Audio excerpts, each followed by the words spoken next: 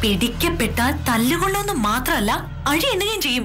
നിങ്ങളൊക്കെ രക്ഷിക്കാൻ വരുമ്പോഴേക്കും അവൻ എന്നെ കൊണ്ടുപോയി എന്തെങ്കിലും ചെയ്തു കളഞ്ഞാലോ? എന്നാ എന്റെ ശവം പോലും കാണില്ലായിരുന്നു നിങ്ങൾ.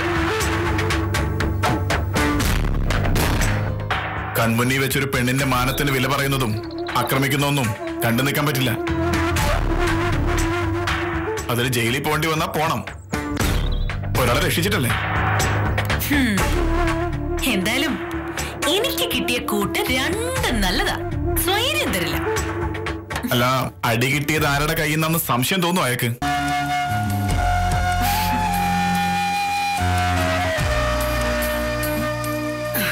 അമ്മ എങ്ങോട്ടാ?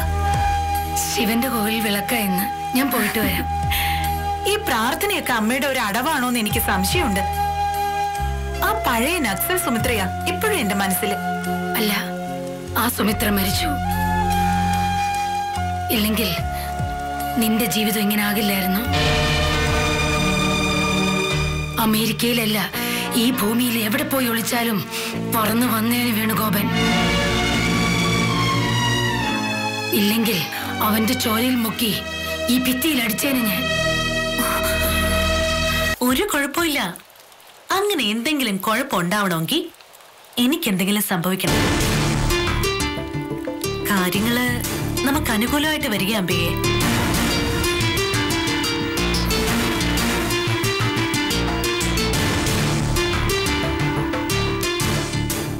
എന്താ കാര്യം? വേണുഗോപനും വീട്ടുകാരും പോലീസിനോട് പരാതിയൊന്നും പറഞ്ഞിട്ടില്ല. അപ്പോ ഒരു വശം ഓക്കെ ആയി. പിന്നെ പോലീസിന്റെ അന്വേഷണത്തിന് ചൂടാറും. പിന്നെയുള്ളത് പോലീസ് സ്വമേധയാ എടുത്ത കേസാ. അത് കുഴപ്പമാവോ? കേസ് കോടതിയിലെത്തിയ വാദിച്ച് പുഷ്പം പോലെ ജയിക്കാം. നടുറോട്ടിൽ വെച്ചൊരു സ്ത്രീയെ അപമാനിച്ച് എസ്ഐയെ തല്ലിയതായിരുന്നു അച്ഛന്റെ പേരിലുള്ള കുറ്റം.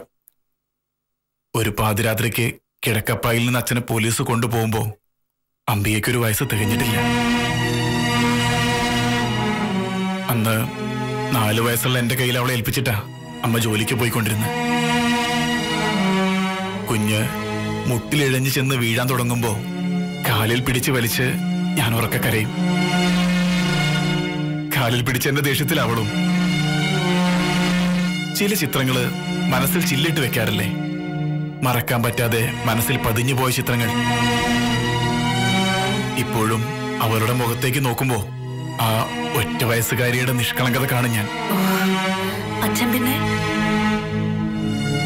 മടങ്ങി വന്നില്ല. 3-ാം ദിവസം പോലീസുകാരൊരു ബോഡി വീട്ടിലെത്തിച്ചു. മരിച്ചിട്ട് മണിക്കൂറുകൾ പിന്നിട്ട മണം പിടിച്ചു തുടങ്ങിയ അച്ഛന്റെ തണുത്തു വിറങ്ങലിച്ച ശരീരം. കരഞ്ഞില്ല അമ്മ. കണ്ണിൽ കത്തിയത് കരുത്തായിരുന്നു. മക്കളെ വളർത്താനും പഠിപ്പിക്കാനും വേണ്ടി അമ്മ ജീവിച്ചു. ഇന്നെന്താ രണ്ടുപേരും ഒരുമിച്ച്? അതെന്താ ഒരുമിച്ച് വന്ന? അല്ല, അങ്ങനെ സംഭവിക്കാറില്ലല്ലോ, അതുകൊണ്ട് ചോദിച്ചതാ. പോലീസ് വണ്ടി എടുക്കണ്ടെന്ന് വിചാരിച്ചു. എന്നാ പിന്നെ ഡോക്ടർ ഗൗരിയെ വിളിക്കാന്ന് കരുതി.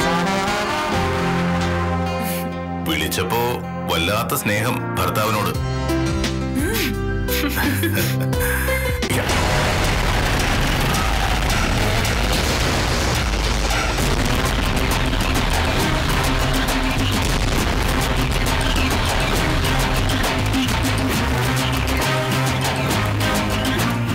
എന്താ? അർജുന്റെ ആരാ? മുത്തശ്ശനാ. അവനെ വിളിക്ക്. എന്താ സാറേ കാര്യം? അത് ഞാൻ അവനോട് പറഞ്ഞോളാം. വിളിക്ക്. അർജുന, നല്ല തടിയാണല്ലോടാ, ഇടിച്ച് പഴിപ്പിക്കേണ്ടി വരും. വാ, നല്ല മോനായിട്ട് വന്ന് വണ്ടിയിലോട്ട് കയറും.